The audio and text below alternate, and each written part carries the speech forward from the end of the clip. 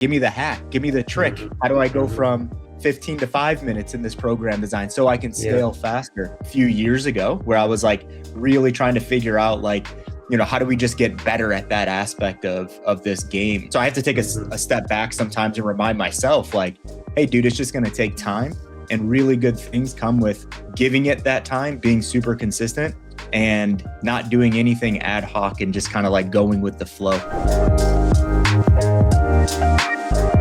All right, James, today, man, I want to talk about this concept of, I'm going to call it the craftsman for now, but we're going to expand. We're going to look to the left of it and to the right of it. But I want to talk about this concept of the craftsman. And the reason why I want to talk about this specifically today is because last week during a lecture, we were kind of going back and forth and we were talking about, principles and fitness. And someone was talking about this concept of imposter syndrome. And I was talking about, I believe imposter syndrome is just you being afraid that someone's going to judge you as harshly as you judge yourself. And it's like, hey, you need to probably look at that, look inside and kind of just live with that. And that kind of came into, or that flowed into like what was perceived as like personal downfalls in their own coaching practices.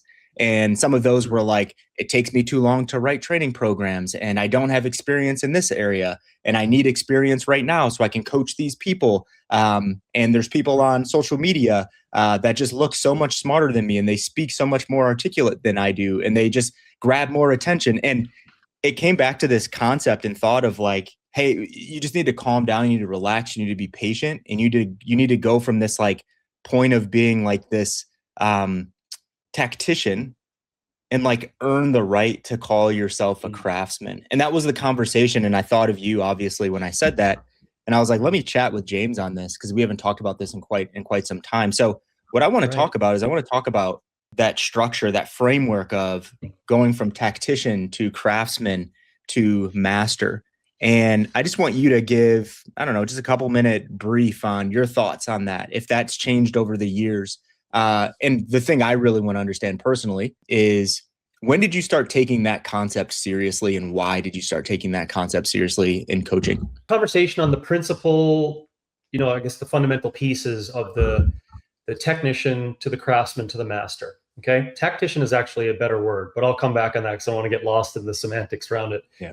And this began, it's actually a year. It's the year 2000. So fairly early. And this was given to me. As with a lot of things in regards to knowledge gained and acquisition, there's been giants that we've stood on their shoulders for a long period of time. Nothing is really new in this world either. George Leonard wrote the Mastery book many years back. People have talked about mastery, but in a different phrase of knowledge. My mentor, Bernie Nowakowski, put the concept of mastery in a principled, fundamental, systematic manner that could spread across any industry. That's why I found it fascinating. So when did it start? Probably in the year 2000. The principal pieces of it means that you could just take it into coaching because that's going to be most people that's listening. The tactician doesn't know, and they know that they do not know. And in this time frame of being a technician, that's the first thing you have to come into your area of expertise and knowledge and profession with. And the reason why that's important is because you have to be in the trenches doing a lot of stuff, learning all the time, downloading and downloading and downloading, and you're still doing your job, right? You're still doing what's necessary under the Hippocratic oath of not hurting people and just trying to progress people forward.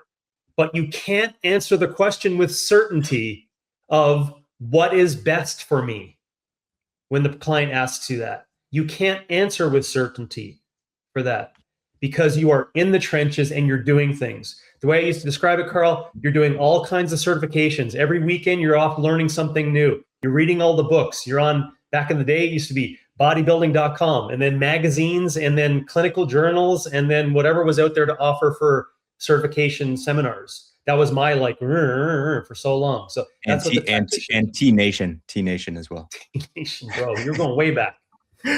Okay. And then after this time, you move into a craftsman scenario.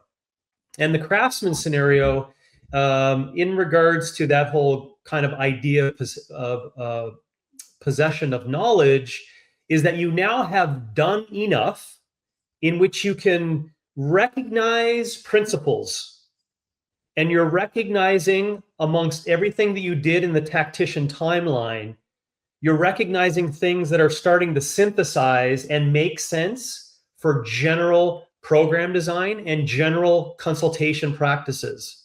But because your job is parallel to economy, as well as the manufacturing of a job moving forward, you start saying things like, this is now my own way of synthesizing this material. So you actually do know some things now, but you also know that you still don't know everything. But you do know things now. So that in that transition, as I used to tell the story, I don't show tears or get, quibbly in the lip like I used to, but I used to give the emotional thing in the CCP class. I used to tell people, I used to go to a conference. I'd just be, walking amongst the civilians. I'd get in this elevator. I'd be going up, to 15 floors, and someone would just feel this energy off me that I was like a representative of the fitness industry. But they would just ask, just out of curiosity, so what's your job? And I would say, I'm a fucking strength coach. And I would say that so clearly that I meant it. I meant it in my heart. I meant it in my soul. It was something that at the craftsman level, you now feel like it's time where you could actually say that and mean it. So that ties in the emotional connection also to being the craftsman. Because you're set free now. You're like, no, this is my way. This is the way I'm going to do it. As you get into mastery, it's almost like this beautiful circle of life where you start understanding all the principles are involved and what truths are in those principles. Secondary to this, as the master, you now also start participating beyond just your system as to what you learned, but you start synthesizing all systems and finding the truths from that. And then you start, as I said, secondarily, teaching others about the principles of that entire journey. So you're now back as if like is the snake eating its tail and the circle of life goes. You're back to falling in love with and being able to teach the 5-year-old things about physical expression and choices and behaviors. Why? Because you could also teach the 16-year-old. You could also teach the 50-year-old. You could teach the 90-year-old. Like you could teach all of them because you understand the synthesis of all those principles and truths in regards to what your profession is. So that's the 3 like characteristic of those areas, and also the date on when I think I came into knowledge of that. Well said. You are cognitively there today, James. That was great, man. Let me ask you a question. Could you walk through the characteristics of that? And it made me think of the idea of being unconscious in your incompetence, all the way to being unconscious in your competence. So I kind of just wrote down some notes really quick as you were chatting, and I just put like some ideas of the technician, the craftsman, and master, and where that person lives in that continuum. And next to unconscious and incompetent, I put the technician. Yes. And then as we go to being conscious of your incompetence, I put like a little blend of like, I'm going from the technician and I'm on my way to the craftsman because I understand what it takes for me to get there and I understand what I don't understand. And then I go to conscious competence, and then that's the craftsman. That's where the craftsman lives. It's like I'm conscious and I'm conscious of my competency. And then going to the bottom of unconscious competence, I put the master. Would you? Is there anything you want to add to that? Am I off from your explanation on that? No, I'll always like a talk on theory around fundamental systematics. So you're right up my alley there. No matter what you said, Carl, even if it was correct, I was still like, oh, that sounds so nice. Yeah, I love it. If I was to be like really specific on it, I would say that the craftsman is in the middle of the, there's 4 in the selection, right? The craftsman is in the middle of that kind of like, I call it a weird ground, right? Because you don't want to be overly cocky. right? Around what you think you know and you don't know. Yeah, exactly. Yep. Yeah. Yeah. So yeah, Okay. I just put the craftsman right Yeah, there. that's exactly Yeah. it.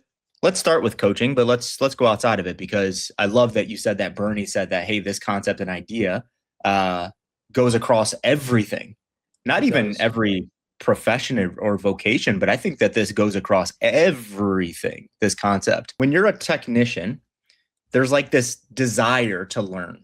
There's this desire to put it in your words, download and download and download and download. You can get to that point where you can confidently say that I am competent, right? Like what you said in the on the 15th floor about you being the strength coach, right? Like, have we lost that desire to work to get there? Have we lost this idea in this industry of wanting to be a craftsman? It could be possible that like a lot of true capital T, true craftsmen don't exist anymore. That could be true.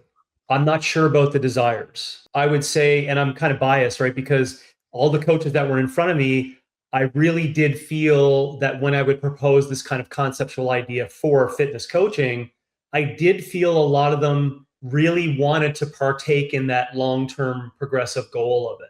So before I embark on why I think it's possibly lost, I just gave you insight into what came up during these conversations that is probably leading you to make that diagnosis of your current meeting last week.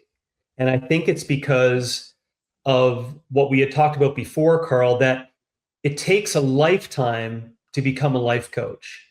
And it takes a long period of time for, specifically in the fitness coaching world, to do work for 40 to 70 hours a week and really feel like you're at this level of conscious competence. It takes a lot of time. And so if you want to give you an idea, yeah, I'm talking like possibly 15 to 20 years to get to the top of the craftsman role. So if you now then go back to current areas of fitness where anyone can be a coach, anyone can find the answer to anything within seconds, and there are actual machines, whether we like it or not, that could pump out a program design that could be better than the technician's program design.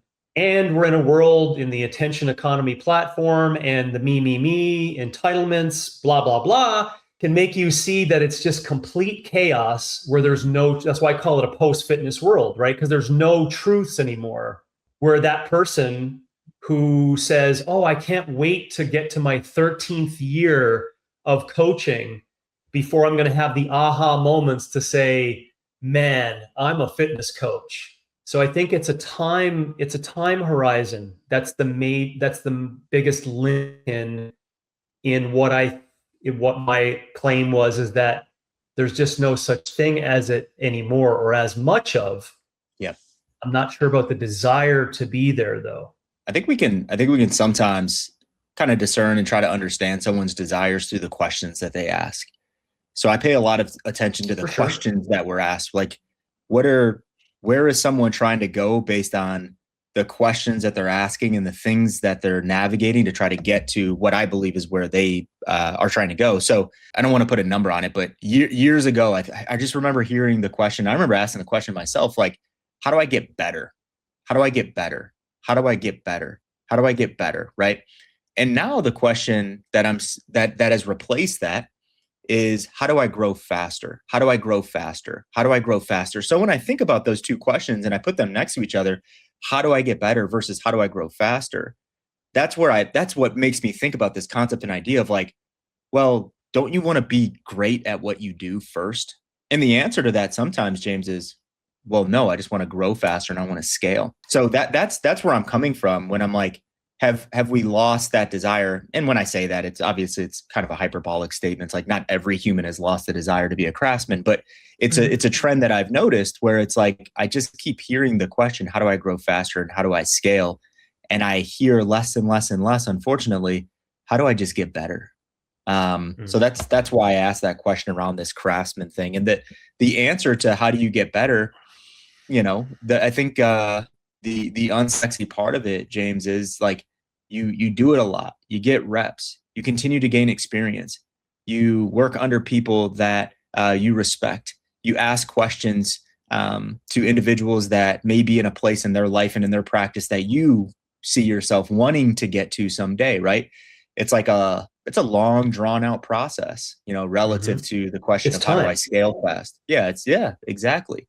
It's time. Um, and there's sometimes when we say that though, and you can look across the room when you say that, you can kind of judge how people feel about that. It's like, how you get really good at consulting with people? You consult with a lot of people. You know how you get really good at writing training programs? You write a lot of training programs for a lot of different types of people with different intentions. And it's like you go through that, and some people in the room are like pumped up by it. Like, yes, like now I'm calm. Their shoulders drop because they're like, I was so stressed out about something that I shouldn't have been stressed out about. I just need to do it more and I'm on the right track. I need to keep digging. And then you get other people and they're like, and like, what else? Like, give me the hack, give me the trick, right? Like, how do I go from 15 to 5 minutes in this program design so I can scale faster?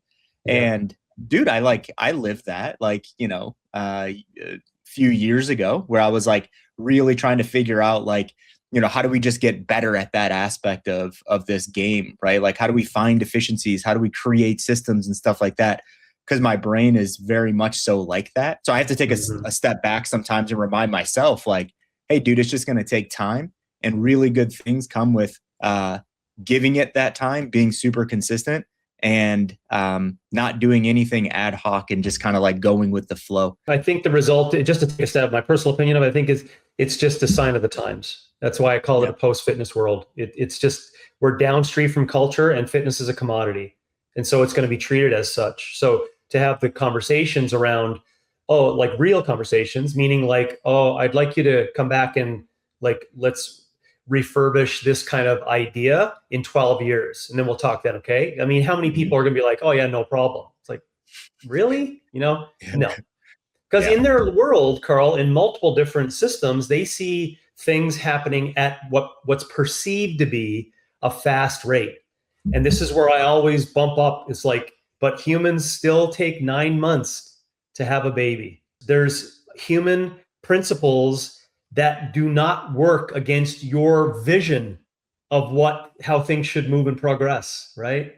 So it's the same. It kind of stumps some people's like, so what you're saying is, and they'll be like, oh, no, I'm not saying that you can get pregnant quicker. It's like, well, humans don't change and evolve like you can't unless you get reps in, right? Unless you get all that time in for you to be able to stand up on something and say, no, I truly believe that, lifting weights under absolute strength and then doing easy aerobic work, I really think that's an answer for a lot of people. Now you got to take a lot of reps, right? To be able to say that specifically. You still may or may not be right, but only after 12 years will I listen to that person.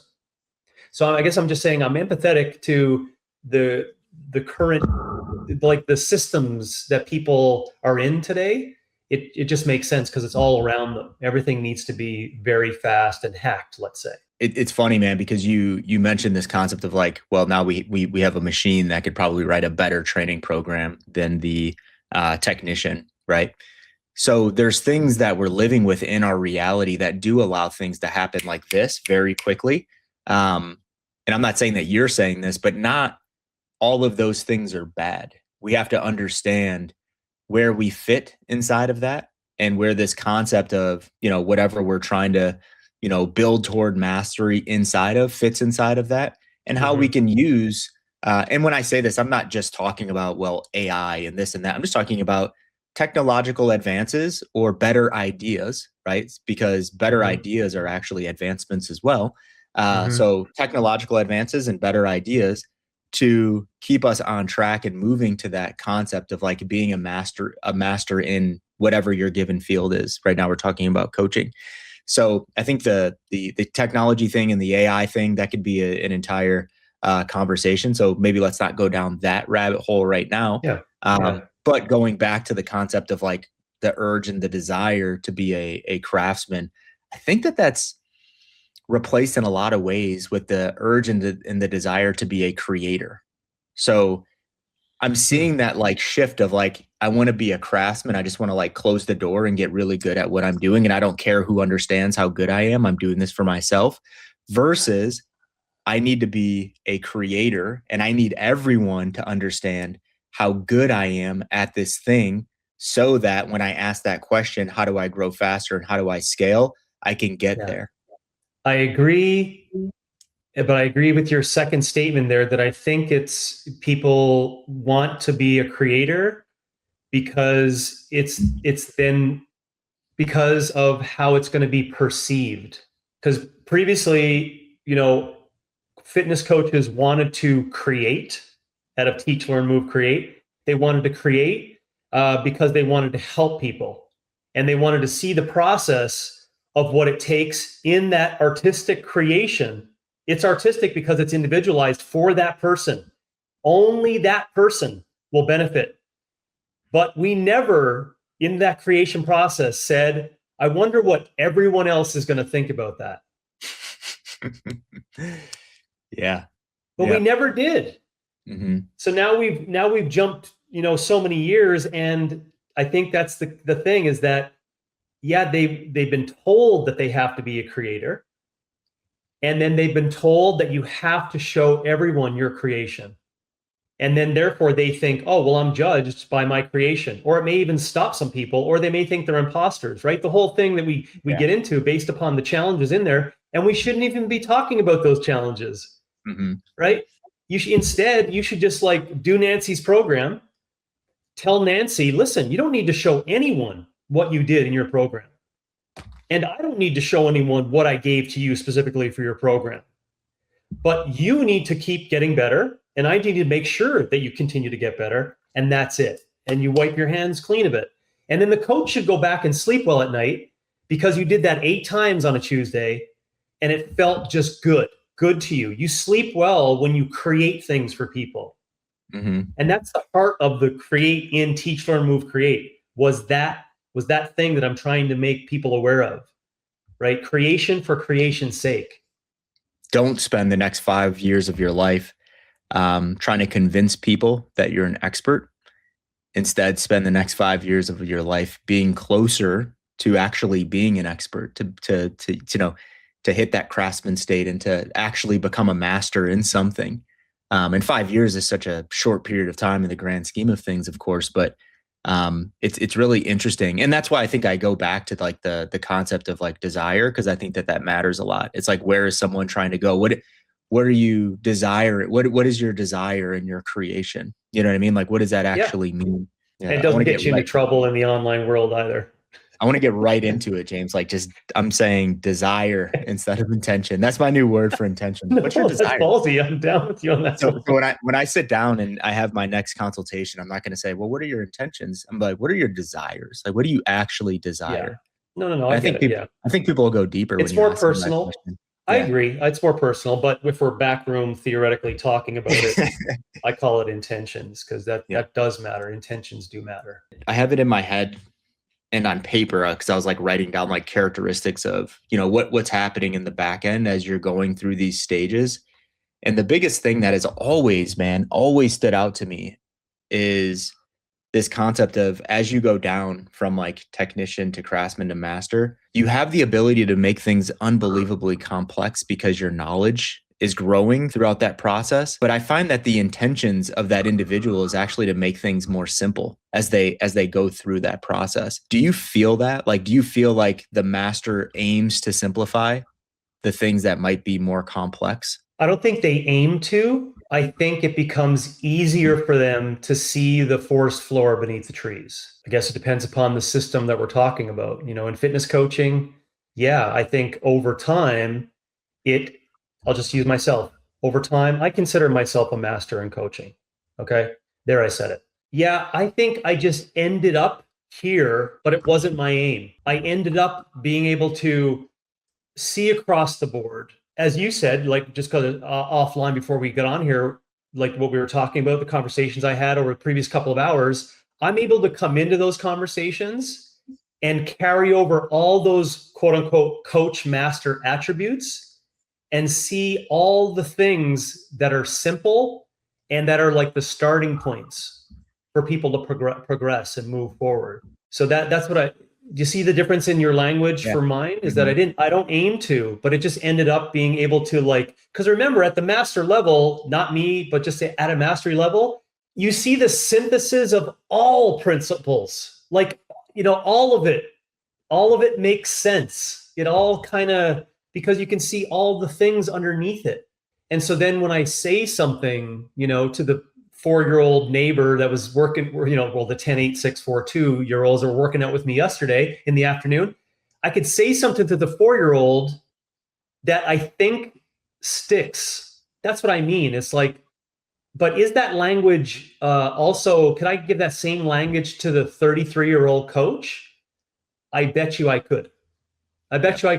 So it's simple, but there's a lot that comes behind it. Because you said it depends on the system in which someone's working inside of. I think in this system, in this fitness system, I do think that people that are working with coaches that are working with people should aim to simplify all of this great knowledge and principles that they have, because at the end of the day, it actually is simple. And it has to be simple to help the person, to help the 10, 8, 6, 4, 2-year-old. I'm just thinking about, I'm picturing you train. Now I'm picturing you training with 5 kids. What popped up, this an aside, and then I'll get back. What popped up for me the other day was a memory of you and I training on the dock where we're doing dumbbell burpee deadlifts and kayaking. And it was I think Leanne filmed it. It was a 2-minute clip. I was like, man, that was fun. I need to get back out to Coeur d'Alene and do that. Buddy. That's down there waiting for you. I'm super biased in this, but I'm really intentional trying to I try to do this every time we have a session now, where it's just I'll intentionally go too far in the verbiage that I use and the complexities that are laid out and all of that. And then at the end of every lecture, I always do this, man. I'm and now let's talk about why none of that really matters. And then after that, now it's talking about the simplification of all of this and what we can take from the 55 minutes we just had this conversation around whatever system we're talking about. And it's let's dumb it down so you can speak to Nancy tonight about how this connects to her and her goals. And that's a bias of mine right now, so I understand that.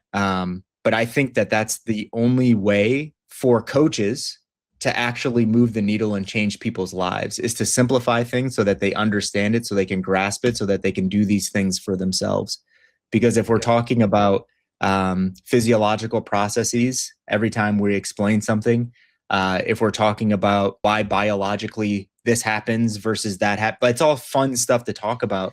But people don't care about that, and they're not going to remember it because they don't understand it. Generally, most people don't understand that stuff. So yeah, because within that front room chatter, I think this is the thing you're trying to splice here, is that you're calling it simplicity, but the reason for the simplicity is to impart knowledge. You're trying to make it simple so that it's easy for them to download towards a role of autonomy and sovereignty and independence. Anyways, that if I was to put a should in this conversation, right? That's where I think you should go with simplicity. Yeah. The reason behind it should be, it becomes like this. The client goes like this. I get it, right? So if you had to say, chew 32, right? Why 32? Because it's simple, it's memorable, it's kind of funny.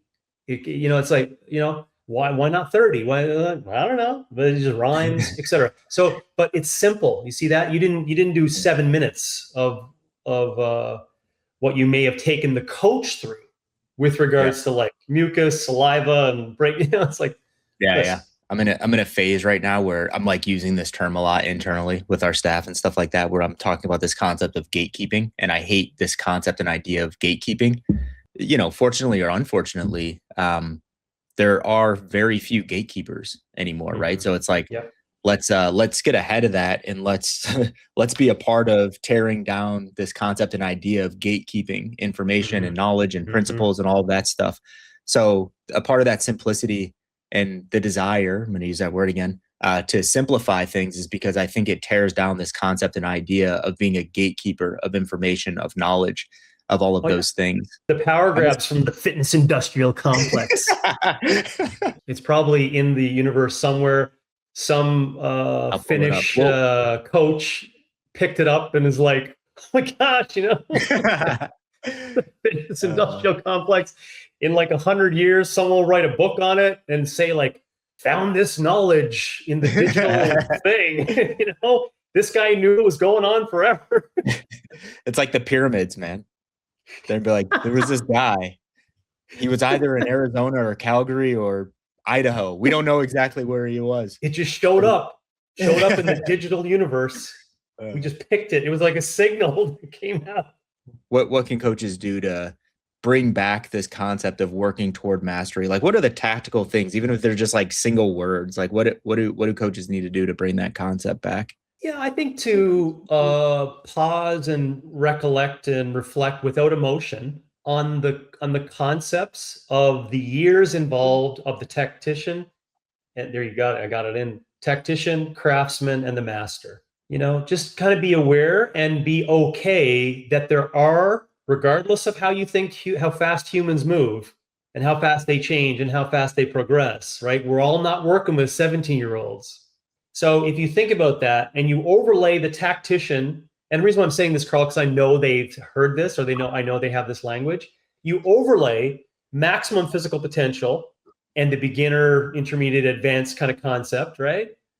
And the light theory, like how dry a central nervous system can be like lit up and how many reps it takes, et cetera. Overlay that on top of the reps needed as a coach in timeline scenario of tactician, craftsman, and master.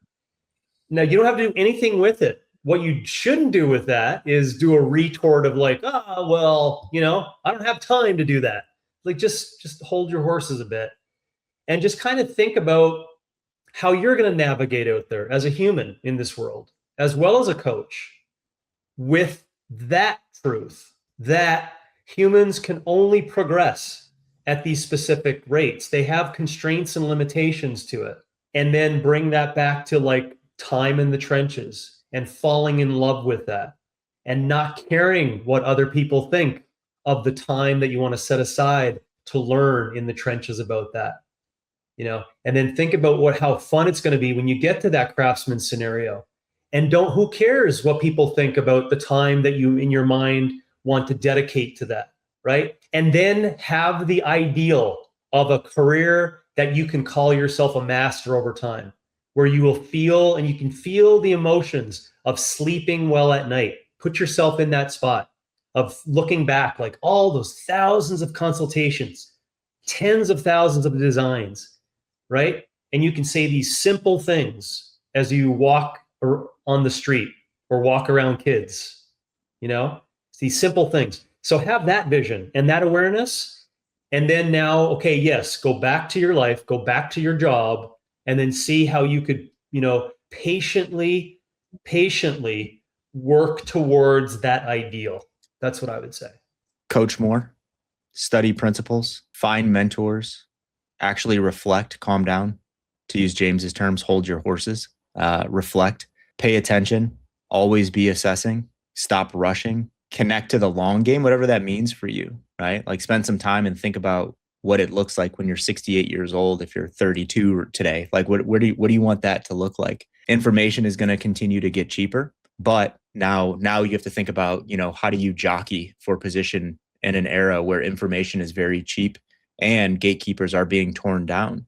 Now develop wisdom. How do you develop wisdom? You do all the things, right? You coach more, you study principles, you get experience, you do all of those things. Things happen very fast now. World is getting very, very fast.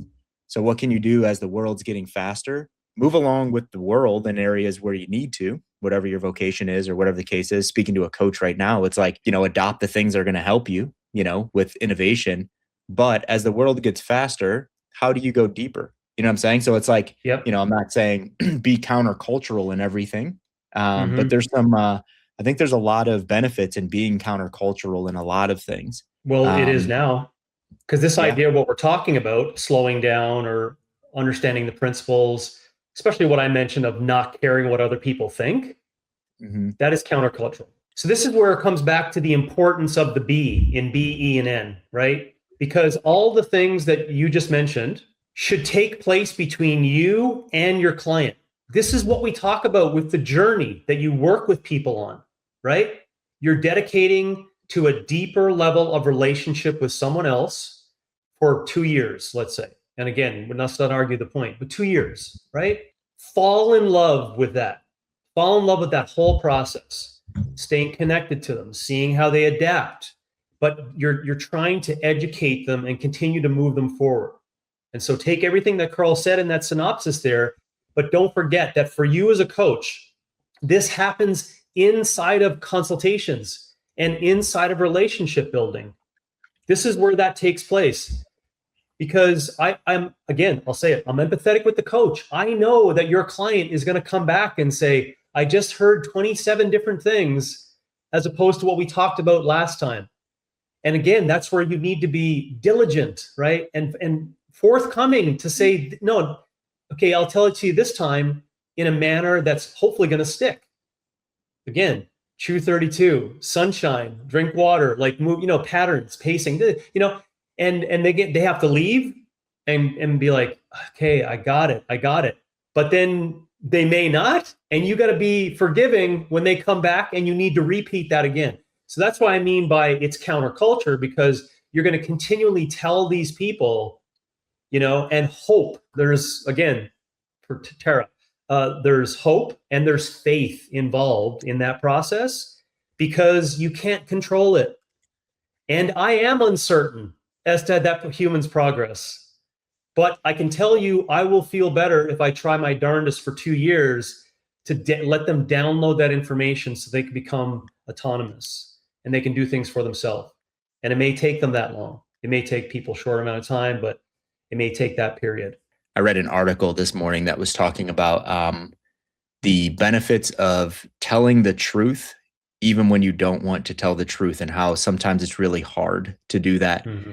And the benefits from like a prefrontal cortex standpoint. I likened it to the pain pleasure stuff that we were talking about a few weeks ago, where it's like, there's a balance, and there's dopamine, and there's serotonin, and there's desires, and blah, blah, blah, blah, blah.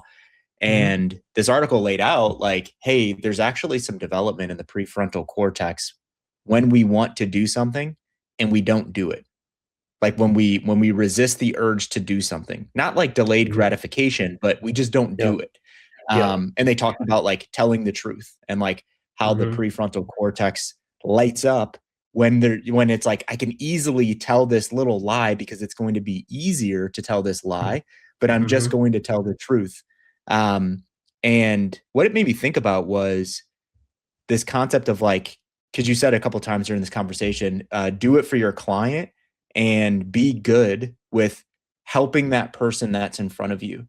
So where I'm going with that is, I think there's a great desire with a lot of coaches, and I'm not saying every time a coach does this is wrong. So don't get me wrong on this statement, but there's a deep desire to share the progress that your client is having with the world. But I think that there's something really interesting when we just keep that between that client and ourselves. When it's like that client just may have had an absolute breakthrough, and it could be a big one or a small one relatively to whatever that means to you. So it could be body composition, it could be strength, it could be consistency, it could be something that client's been working really, really hard for, and the client like wants to celebrate that with you. I think in our brains as coaches, when that happens, we have this like desire to like share that with people. Like, hey, look at this, right? Even if you're like boasting on the client's behalf and there's like a little bit of like, well, I helped them get here. Like, don't do that, right? Like, I think something will happen in your prefrontal cortex when you want to do that thing and you just keep it between your client and yourself. And I think you teach your client something when you do that as well, where it's just like, I'm going to approach this with a great amount of humility, right? I'm going to approach this with a great amount of like, it was actually enough for me to get you there or help you get yourself there or whatever the language is behind that. Yeah. Now let's move on to the next one, or, hey, now you don't need me anymore type thing. Right.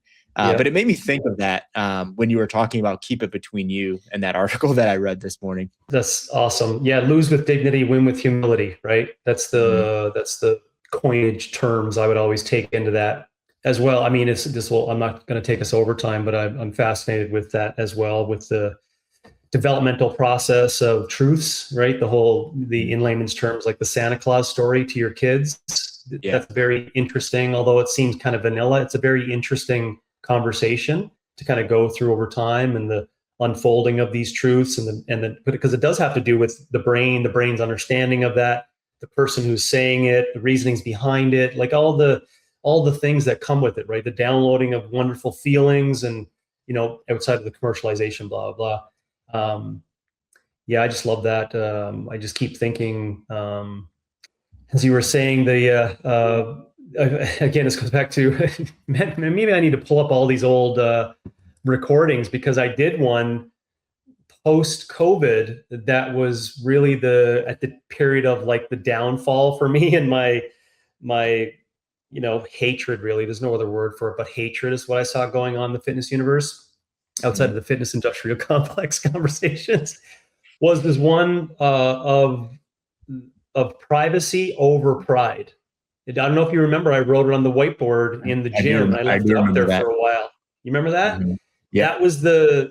That was the thing that you just spoke about that churned on me. It really, really churned on me, because, and I didn't hold it in a theological sense understanding of pride, but in just a context of, sometimes there's positive intentions inside being proud of your work, right? But I wanted coaches to get on board with, but it should still be very personal to Nancy, and should be private to Nancy. And you have to get it across that even if it's not private to Nancy, you want Nancy to understand that it is a private affair. It's a very personal affair, right? Meaning, like, she doesn't, she doesn't need to, as I said, tell the world about her progress and where it came from, and et cetera, et cetera. And I know all the challenges inside that, right? Because people are thinking marketing and Instagram and, put up, all the stuff that has to go with that. I get it. But I'm just saying that what that article was actually connected to, as like the conclusion of the article, was our mindsets and how lighting up our prefrontal cortex when we do particular things, or when we say particular things, how it actually shows our mindset and what kind of mindset we have. So what it was talking about, James, was it was explaining the differences between a plentiful and a scarcity mindset, where if we have a scarcity mindset, we're almost on edge. We're always on defense, right?